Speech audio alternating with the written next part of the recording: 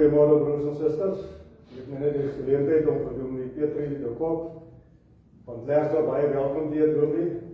Soos julle weet, ons predikante naweek hier. So Dominee, baie welkom. Ons sien baie uit na die boodskap die kort. Baie dankie. Goeiemôre broers en susters. Voorreg om weer hier by julle te wees. Ek dink dit was in 2023 dat ek laas by julle kon preek. Dit is my voorreg om môre hier by julle te wees. Ons begin met 'n toetrede lied, broers en susters. Ons toetrede lied is 169 verse 1 en 2. En dan kan jy bly staan vir die uitspreek van die seëngroet, votum, en daarna gaan dit direk die lofsang wees. Goed, nou eers ons toetrede lied môre, Psalm 169 verse 1 en 2.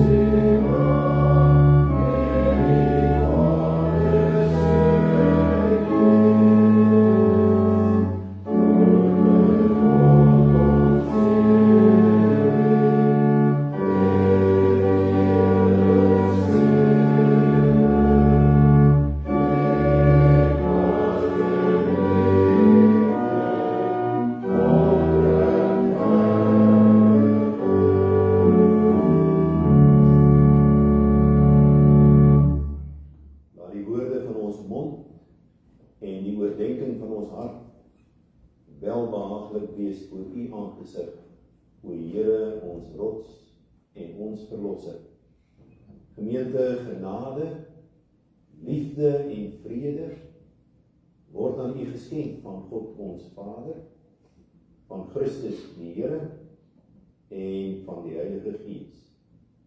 Amen. Ons lofsang, broers en susters, gesang 431 verse 1 en 2. We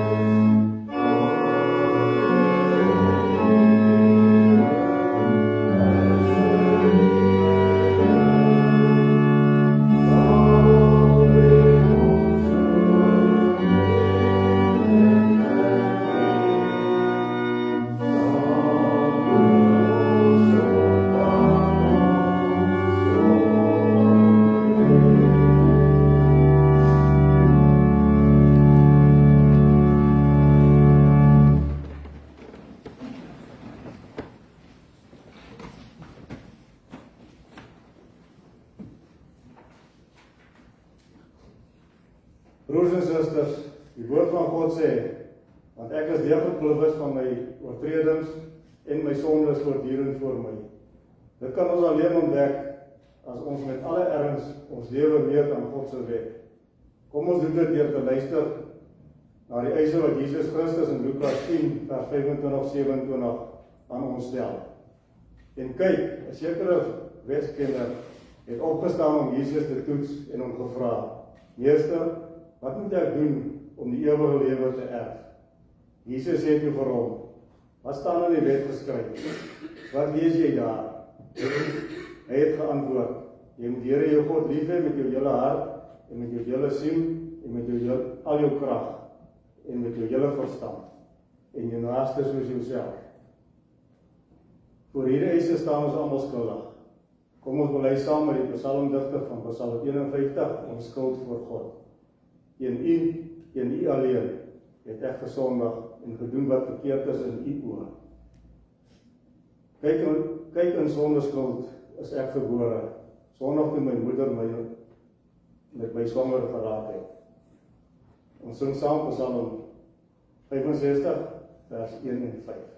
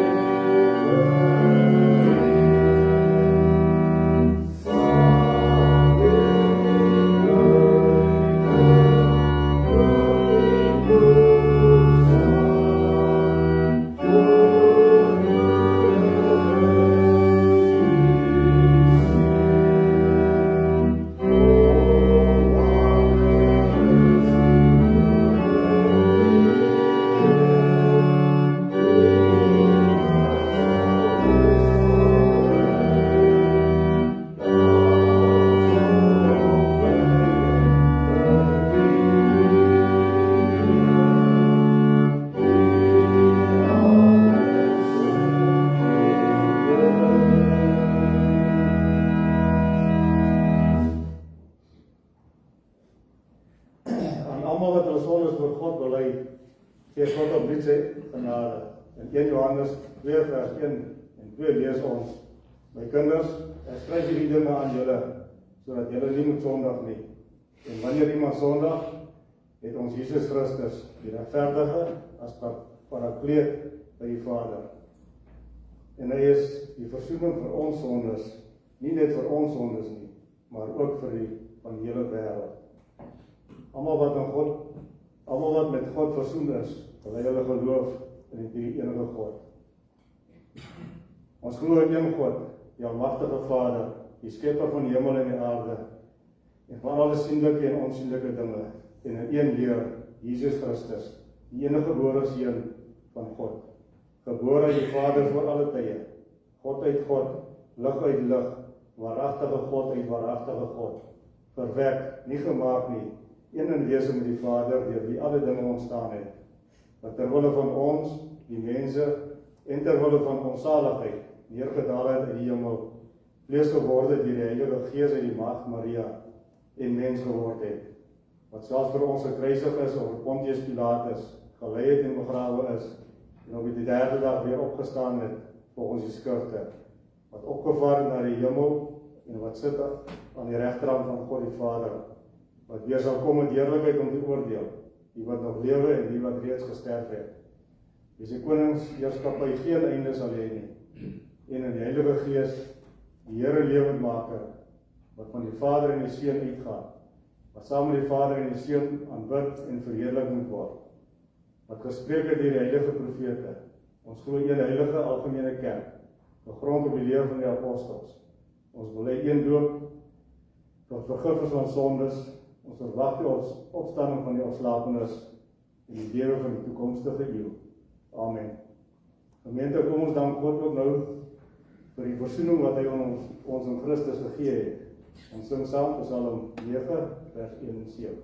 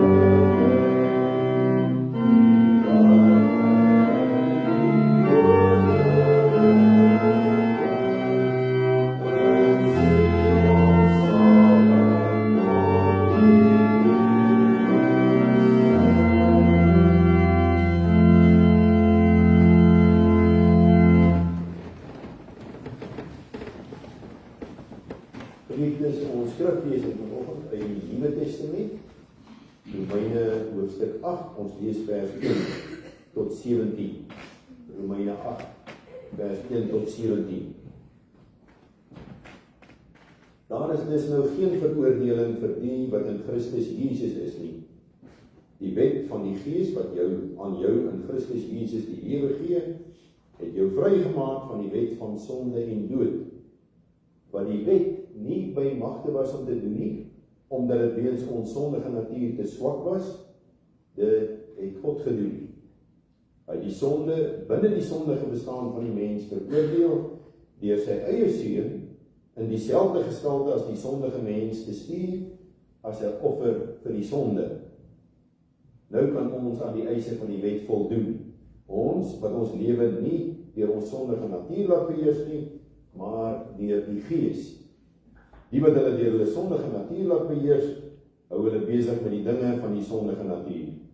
Maar die wat hulle deur die Gees laat beheers, hou hulle besig met die dinge van die Gees. Die dinge waarmee die sondige natuur van die mens hom besig hou, loop uit op die dood. Maar die dinge waarmee die Gees hom besig hou, bring lewe en vrede. Die dinge waarmee die sondige natuur van die mens hom besig hou, is immers vyandskap teen God. Die sondige natuur onderwerf hom nie aan die wet van God nie. Dit kan trouwens ook nie. Die wat hulle deur hulle sondige natuur laat beheers, kan nie die wil van God doen nie. Julle word egter nie deur julle sondige natuur beheers nie, maar deur die Gees. Want die Gees van God woon in julle. As iemand die Gees van Christus nie het nie, behoort hy nie aan Christus nie. Omdat Christus in julle is, gee die Gees aan julle die lewe op grond van God se vryspraak, hoewel die liggaam vir die dood bestem is as gevolg van die sonde.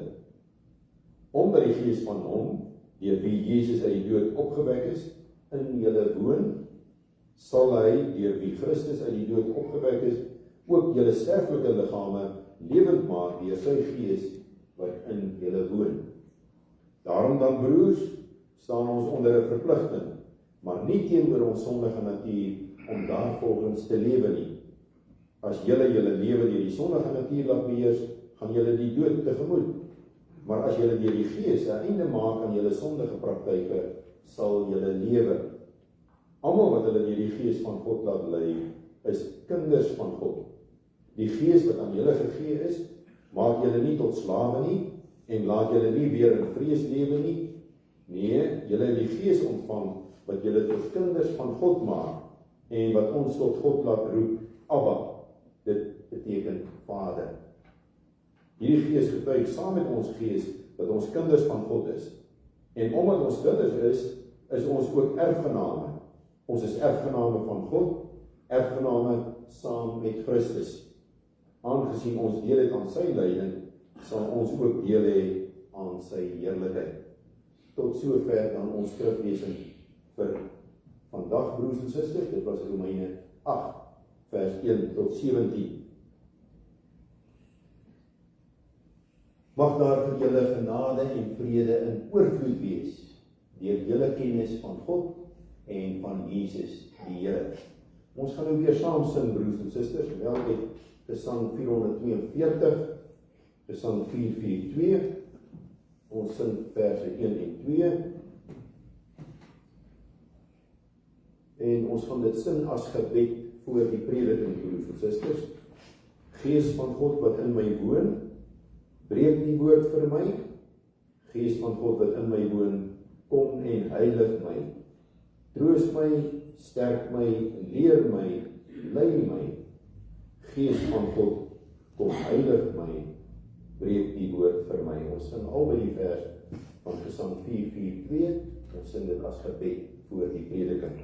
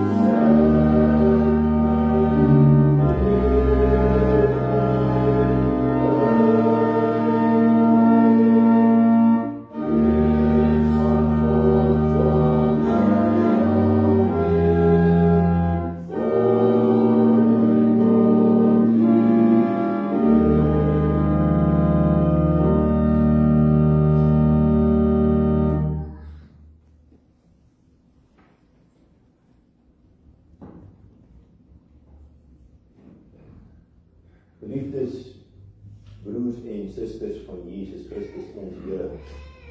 Ek wil vandag graag met u praat oor die persoon en die werk van die Heilige Gees. Deur die loop van eeue het baie gelowiges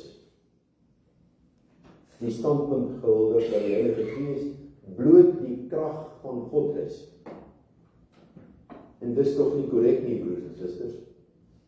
In die eerste verse van die Bybel, in die ou Afrikaanse vertaling staan daar, die aarde was woes en leeg, maar die Gees van God het oor die waters gesweef. So die Gees van God was van ewigheid af, daar. En die Seun, die Afrikaanse vertaling, die 83 vertaling van Johannes 1, vers 1 sê baie duidelik, in die begin was die woord daar, en die woord was by God, en die woord was self God. Nou die Bybel vir dowes wat so in 2008 verskyn het, broers en susters, dowe mense het nie dieselfde woordeskat as u en ek nie. So daar is baie sterretjies met voetnote onder in die Bybel vir dowes, Ou en Nuwe Testament. En in Johannes 1 vers 1 is dit baie opvallend. 'n dowe mens sal nou wonder as daar staan, in die begin was die woord daar. Wat beteken hierdie woord? Nou is daar 'n sterretjie by woord en dan 'n voetnoot daaronder. Woord is 'n ander naam vir Jesus. Nou snap die dowe mens. In die begin was Jesus daar en Jesus was by God en Jesus was self God. Broers en susters, die drie eenheid. Ja, soms is dit vir ons 'n geheimenis, 'n misterie. Maar dis die manier hoe God bepaal het, begeer het, dit hom behaag het, om homself aan ons bekend te stel. As Vader, as Seun en as Heilige Gees. Wie die drie eenheid van God nie wil aanvaar nie, ontken daarmee die godheid van Christus. En daarmee saam die godheid van die Heilige Gees. En as Christus nie God is nie, dan was daar nog steeds 'n kloof tussen ons en God. Dan was daar nog steeds vyandskap tussen ons en God. En dan het u en ek alle rede gehad om die dood te vrees. En as die Heilige Gees nie God is nie, dan was u en ek nog heeltemal alleen aan onsself oorgelaat in hierdie wêreld. Sonder 'n helper, sonder 'n trooster, sonder 'n advokaat. En dan sou ons onsself moes probeer red het. Want waar sou ons geloof vandaan gekom het? Ons sou onsself aan ons eie skoenrieme moes probeer optel en ons weet, dis 'n onmoontlike taak. Nou broers en susters, ek gaan vir u ietsie noem wat ek deur die jare gelees het, jare terug gelees het. Ek kan nie meer vir u sê presies wie dit was wat dit gesê het nie. Nou sê ek maar gewoonlik, dis die kerkvaders wat dit vir my geleer het oor die drie eenheid. En ek gaan dit vir u in Latyn noem en dan gaan ek dit vir u vertaal, want dis hoe dit oorspronklik geformuleer is rondom die drie eenheid. Trinitatis opera ad extra indivisa sunt. Trinitatis, die drie enige God. Opera se werke ad extra na buite, indivisa sunt, is ondeelbaar. Die werke van die drie enige God, Vader, Seun en Heilige Gees, na buite, na die mense en na die skepping toe, is ondeelbaar. Broers en susters, ons kan die drie eenheid, die drie persone van mekaar onderskei, maar ons kan die drie persone een wese, ons kan hulle nooit skei nie. Hoor Israel, die Here ons God is 'n enige Here. So waar die een is die ander is die ander. En dit hou geweldige troos vir ons mense in, om te mag weet, die Heilige Gees is nie net 'n krag van God nie, maar God self. Soos ek aan die begin van die gesê het, die Heilige Gees was van die begin af daar. Daar's nie 'n oomblik waarin die Heilige Gees nie by die skepping betrokke was nie. Die Heilige Gees het geskep, lewe gewek, soos dit God behaag het. Voëls, diere, plante, gras, bome, noem op, alles in die skepping is vir hulle bestaan en hulle voortbestaan van die Gees afhanklik. Die Gees van God woon altyd in die skepping. Daarom is hy altyd so naby aan ons. Hy is so naby aan ons as ons eie lewe, ons asem, ons hartklop. Alle gawes waaroor mense beskik, kom van die Heilige Gees af. Mense wat goed is in houtwerk of metaalwerk, mense wat uitstaan in die regsberoep, mense wat uitstaan op landbougebied. Die hele kulturele lewe van die mens is ondenkbaar sonder die gawes wat die Heilige Gees gee. As daar in die ou Afrikaanse vertaling staan dat die Gees van God het vaardig geraak oor Simson die rigter en oor Saul, die eerste koning van Israel, dan het dit niks met hulle verlossing te maak nie. Bloot hulle vermoë om te regeer. Die Heilige Gees het aan hulle, hierdie rigters, so was dit met al die rigters en die konings van die ou tyd, die Heilige Gees het aan hulle gawes gegee om te kan regeer, die vermoë, en so is dit vandag nog. Staatshoofde en regerders ontvang gawes van God se Gees om te kan regeer. Die Heilige Gees speel 'n rol in alle forme van briljantheid op die gebied van kuns en kultuur. Al die ontwikkeling op die gebied van wetenskap en tegnologie is ondenkbaar sonder die gawes wat die Gees gee. Hy, die Gees van God, werk in alle mense. Hy stimuleer elke mens om sy of haar volle potensiaal te bereik. Broers en susters, dis hoekom hoogmoed nooit by enige mens pas nie. Want ons mense het niks uit onsself nie. Alles wat ons het en waaroor ons beskik, kom van God se Gees af. Nou hierdie werking van die Heilige Gees het niks met ons verlossing te maak nie. Maar hierdie werking van die Gees, wat bekend staan as die algemene werking van die Gees, maak die lewe hier op aarde draaglik, moontlik, selfs heerlik. Hierdie werking van die Gees beteel die kwaad. Dit skep 'n orde en 'n burgerlike geregtigheid, selfs onder die primitiefste mense. Die besondere werking van die Heilige Gees het met ons verlossing te maak. En die Bybel praat uit die aard van die saak baie meer daaroor. Maar ons mag die algemene werking van die Heilige Gees nooit verwaarloos nie. Want dan mag ons ook uit oog verloor sy werking in die natuur en in alle ander mense. Die besondere werking van die Heilige Gees het met ons verlossing te maak. Nou hierdie woordjie verlossing, dit veronderstel 'n noodtoestand. Dit veronderstel die moontlikheid van verlore gaan, van ondergang. En die Bybel is daaroor baie duidelik.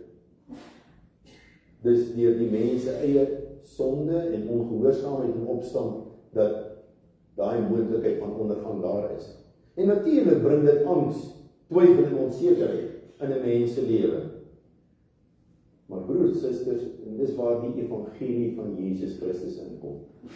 Die evangelie het ons geleer dat God in sy liefde nooit 'n enkele mens aan sy of haar eie lot oorlaat nie. En die Heilige Gees speel 'n geweldige rol in die herstel van hierdie verhouding tussen ons mense en God. En nou in ons geleesde gedeelte uit Romeine 8 staan daar 3 keer dat die Gees van God in ons woon. En ons mag dit in die mees letterlike sin van die woord verstaan. Die Gees van God woon werklik aan ons. Deur sy Gees is dit God self wat by ons teenwoordig is. Die Heilige Gees is nie net die band van liefde tussen Vader en Seun nie. Die Heilige Gees is ook die band van liefde tussen Christus en ons as gelowiges. Hy is ook die band van liefde tussen gelowiges onderling. En dan verstaan 'n mens ook iets van die seëngroet aan die einde van die erediens. Die liefde van God ons Vader, die genade van Jesus Christus die Seun en die troostvolle gemeenskap van die Heilige Gees sal met u elkeen wees en bly. Die inisiatief gaan uit van die Vader. Die Bybel sê tog, so lief het God die wêreld gehad. Die moontlikheid van verlossing kom deur Jesus Christus die Seun. En die verwerkliking hiervan kom deur die Heilige Gees. Dis hy wat Christus se verlossing hier en nou deel van ons lewe kom maak. Dis die Heilige Gees wat ons oë vir God oopmaak. Dis hy wat ons menslike wil en ons hart ombuig na God toe. Dis hy wat ons hart vernuwe. Die taal wat die Bybel praat. Hy herskep ons. Hy laat ons wedergebore word. Maar dit vind nooit plaas sonder die woord nie. Die Heilige Gees maak altyd van die woord van God gebruik in hierdie hele proses van nuut word, herskep word, wedergebore word. Dit behoort nie van ons vreemd te wees nie, broers en susters. Hierdie noue band tussen die Gees van God en die woord van God. Daar staan tog baie duidelik dat die hele woord, die ganse woord, die ganse Bybel is deur die Gees van God geïnspireer. En die Heilige Gees het ook besondere sorg verleen in die optekening daarvan. Dis hoekom die Bybel van elke ander boek in die wêreld verskil. 'n Mens raak nooit uitgelees aan die Bybel nie. Jy ontdek altyd nuwe goed in die Bybel. En die geheim lê natuurlik by die Heilige Gees, wat verantwoordelik was vir die totstandkoming van die woord van God. Maar vandag nog, elke dag, elke oomblik, gebruik die Heilige Gees die woord van God om mense se lewens nuut te maak, te verander, te herskep, wedergebore te laat word. Daarom is die Bybel 'n lewende boek. Dit is die kragtige woord van God. As enige mens worstel met koers en rigting in sy of haar lewe, gaan maar na die Bybel, gaan lees. Daar sal vir jou lig opgaan, altyd. Want die woord is die lig op ons pad. Dis die betroubare woord van God, waarop ons onsself in lewe en in sterwe kan verlaat. Romeine 8, ons geleesde gedeelte, staan soms bekend as die hoofstuk van die Heilige Gees. Want daar word in hierdie hele hoofstuk Romeine 8 20 keer na die Heilige Gees verwys.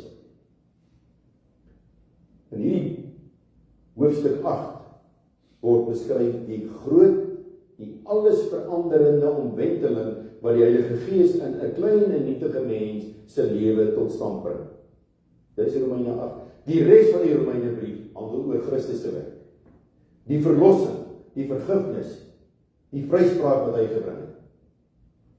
Maar hoofstuk 8 sê vir ons, dis die Heilige Gees wat hierdie werk van Christus, hierdie verlossing en vergifnis en vryspraak, hierdie werk van Christus in ons elkeen se hart en in ons lewe indra, sodat ons daarvan mag lewe. Hy bring daardie vergifnis en versoening wat Christus gebring het, so naby aan ons as ons eie lewe, ons asem, ons hart klop. Ja, dis die groot keerpunt in die mens se geskiedenis. Christus se menswording en daarna die uitstorting van die Heilige Gees. Dit wat Christus lank terug vir ons gedoen het, word hier en nou aktueel in ons elkeen se lewe. Ja, vroeër in Adam was ons almal uitgelewer aan die sonde, verkneg aan die sonde, het ons gedans na die pype van die sonde. Maar nou in Christus, deur die werking van die Heilige Gees, is die situasie heeltemal nuut. Dis verander. Voorheen was die uitsig, die einddoel eintlik die dood in Adam.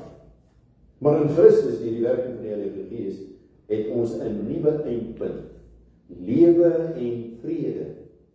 En hierdie lewe, broers en susters, moet ons en mag ons in die volste sin van die woord verstaan. Dis nie net gewone aardse lewe waarvan hier gepraat word nie. Hier word gepraat van die ewige lewe wat ons het. En die ewige lewe is nie eers iets wat begin aan die ander kant van die graf nie.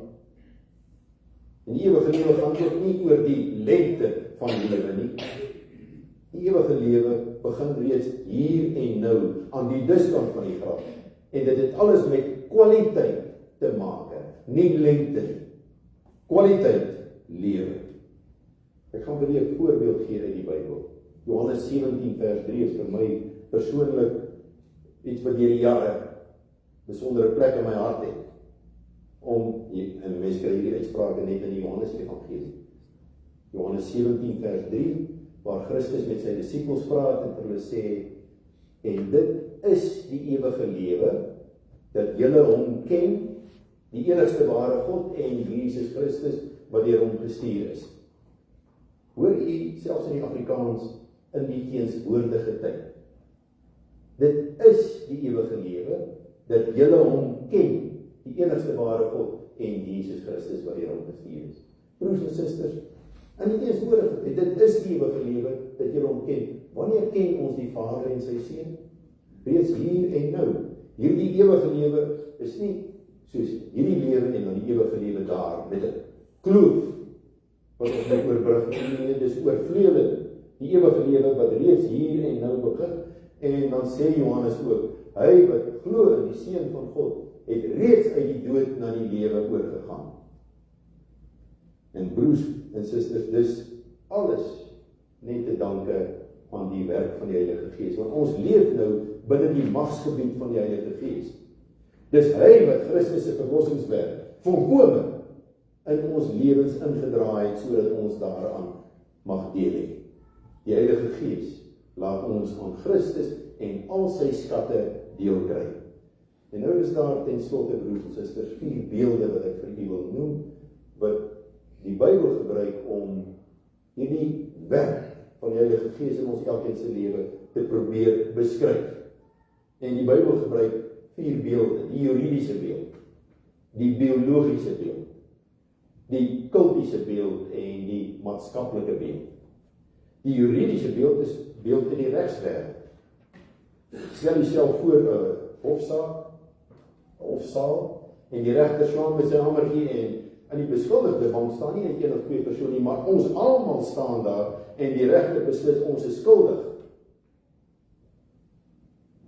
En dan kom ons parakleet, ons trooster, ons helper, ons advokaat. En hy wys die regter op Christus se volmaakte soenoffer. En dan verander die regter sy uitspraak en nou verander dit van skuldig na onskuldig. Vroeër was ons skuldig, nou is ons vry. Die deure van die hof word oopgemaak en ons kan na buite beweeg. Die tweede beeld is uit die biologiese wêreld wat die Bybel gebruik.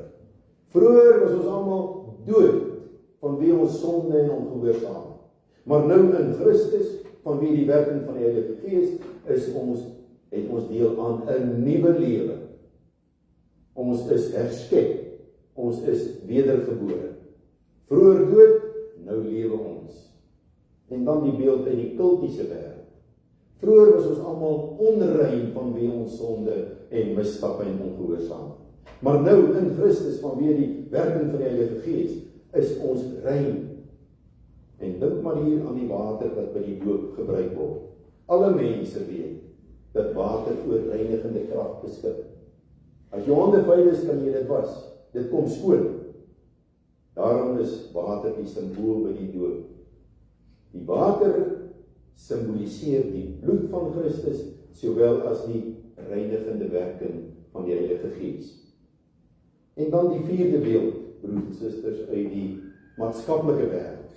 Die Bybel sê, vroeër was ons almal slawe van die sonde. Ons het na die pype van die sonde gedans. Ons het drange en drifte wat by ons opgekom het, ons het nie nee gesê daarvoor nie. Ons het dit laat begaan. Vroeër was ons slawe van die sonde, maar nou in Christus, deur die werking van die Heilige Gees, is ons vry kinders van God. Geen slaafse diens meer aan die sonde nie, slegs vrywillige liefdesdiens aan God, ons Vader. Dit alles deur die werking van die Heilige Gees. Ons is bevry van die mag en die oorheersing van die sonde. Ons staan nou onder die heerskappy van iemand anders, broers en susters, die Heilige Gees. Die Bybel roep ons op, laat hy dan nou ook ons gedrag bepaal. En wat kan ons gedrag anders wees as die liefde? Liefde vir God en liefde vir ons medemens. En dis wat Paulus ook so mooi sê. God het sy liefde in ons harte uitgestort toe hy sy Gees aan ons gegee het. Amen. Jy kan net so bly sit, kom ons buig die hoofde in gebed. Ons Vader wat in die hemel is, U is groot in U goedheid en goed in U grootheid. Daar is geen einde aan U liefde en ontferming nie. Dit is elke oggend nuut. Ons dank U, Vader, vir die gawe van die geloof. Die geloof wat red, wat salig maak. Hierdie geloof kom nie uit onsself nie. Dis 'n gawe van U Gees. U Gees wat dit in ons werk op grond van U woord wat ons hoor. Wees ons genadig sodat ons geloof reg mag uitleef. Maak van ons waardige getuies van U Seun Jesus Christus. Maak ons lewens kragtig goed deur U Gees wat in ons woon en werk. Dankie Vader dat ons vandag Vrouedag mag vier.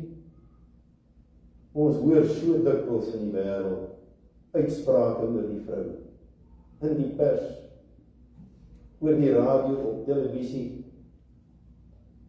Herinner ons almal tog maar weer net aan die begin, hoe U die man en die vrou as gelykes gemaak het, en hulle na mekaar toe gebring het. Dankie vir die besondere wese van die vrou. Ons dank U, want as dinge wat net hulle kan doen, lewe skenk, geboorte skenk. Na soveel ander dinge wat vrouens soveel beter as die man kan doen. Ons dank U vir die vrou in die kerk, vir die leierskapsrolle wat hulle neem, ook vir die wat dien, op soveel maniere. Wil U steeds die vrou begenadig, ook in die kerk, in die verskillende ampte waarin hulle dien, maar ook in ons samelewing, op soveel gebiede, en leer ons as mans, om ons vrouens lief te hê soos ons eie liggame. Ja, leer ons om ons vrouens lief te hê, soos wat Christus die kerk lief gehad het, en sy eie liggaam daarvoor opgeoffer het. Wees ons genadig. Ook op hierdie rustig, gee dat ons mag rus na liggaam en na gees. En ons bid en ons vra dit vir U, net ter wille van Christus. Amen. Ons slotsanggroet, dit is Gesang 432, verse 1 en 2, dan is dit die seëngroet, en direk na die seëngroet sing ons as wegsendingslied Gesang 313, en ons sing hom 2 keer deur. Dis die Amen, Gesang 313, ons sing hom 2 maal deur. Maar nou eers Gesang 432, verse 1 en 2.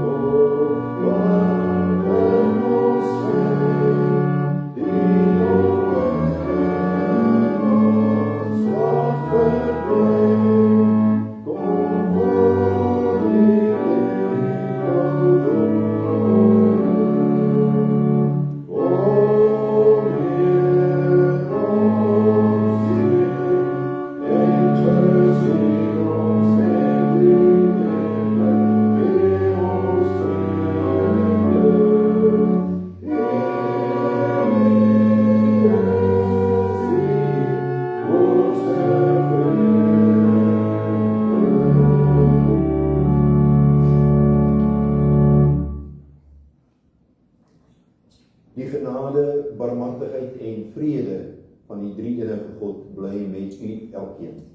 Amen.